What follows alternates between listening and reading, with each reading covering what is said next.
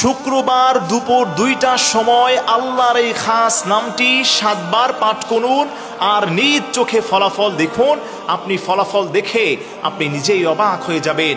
শুক্রবার জুমার নামাজের পরে ঠিক দুপুর 2টার সময় আকাশের দিকে তাকিয়ে আপনি আল্লাহর এই খাস নামটি ইয়া যাল জালালি ওয়াল ইকরাম, ইয়া যাল জালালি ওয়াল ইকরাম, এই খাস নামটি আকাশের দিকে তাকিয়ে হাতে গুনে গুনে 7 বার যেই গোলামটা পাঠ করবে, এরপরে আপনি আল্লাহর কাছে যা চাইবেন আল্লাহ পাক আপনাকে তাই দান করে দিবেন। দেয়ালে পিঠ ঠেকে গেছে, আপনার চারিপাশে কেউ নাই, আপনি দোয়াটা পড়েন, আল্লাহর কাছে যা চাইবেন আল্লাহ পাক আপনাকে তাই দান করবেন। মুসিবতে আছেন, আল্লাহ আপনাকে উদ্ধার করে দিবেন। অনেক শরীরের মধ্যে রোগ বাসা বেঁধে দিয়েছে, ডায়াবেটিস অনেক বেড়ে গিয়েছে, রক্তশূন্যতা দেখা দিয়েছে, হার রকমের বিপদ মুসিবত অসুস্থতায় আছেন, আল্লাহর এই খাস নামটি ঠিক শুক্রবার দুপুর 2টার সময় আল্লাহর কাছে আপনি 7 বার পাঠ করেন, ফলাফল দেখে আপনি নিজে অবাক হয়ে যাবেন। অনেকের ছেলে মেয়েগুলো কথা শোনে না, পিতামাতার অবাধ্য হয়ে আছে। শুক্রবার দিন দুপুর 2টার সময় ইয়া যাল জালালি ওয়াল ইকরাম, ইয়া যাল জালালি ওয়াল ইকরাম, আপনারা সবাই পারেন, এগুলো নিজেরা পড়ার চেষ্টা করবেন।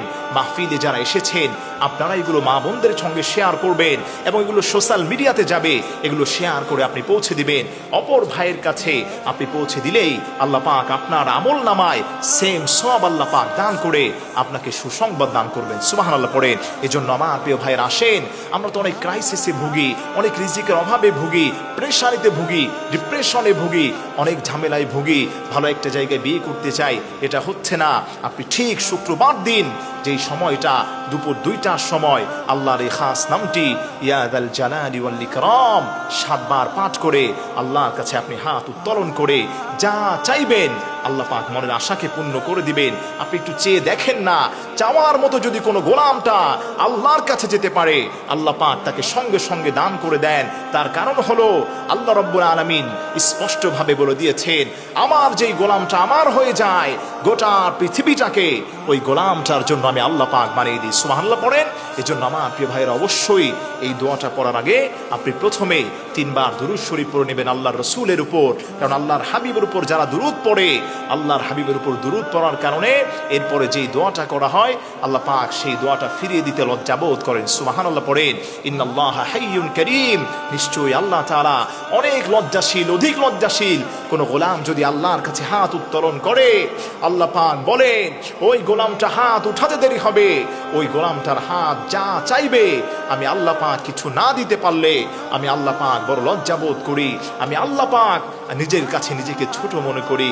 এজন্য আমার প্রিয় ভাইরা আল্লাহ পাক অত্যন্ত লজ্জাশীল, আল্লাহ পাক পরম দয়ালু। আল্লাহর হাবিবের উপর 3 বার দুরূদ শরীফ পড়বেন, এরপরে ইয়া যাল জালালি ওয়াল ইকরামকে আপনি 7 বার পাঠ করবেন।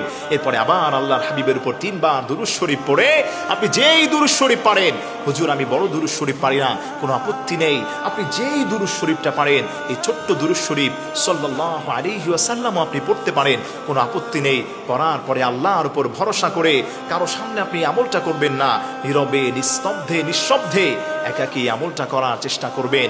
মা বোনেরা বাসা বাড়িতে করার চেষ্টা করবেন। আল্লাহ রব্বুল ইজ্জাত ওয়াল জালাল আপনার মনের সমস্ত আশাগুলোকে পূর্ণ করে দিবেন।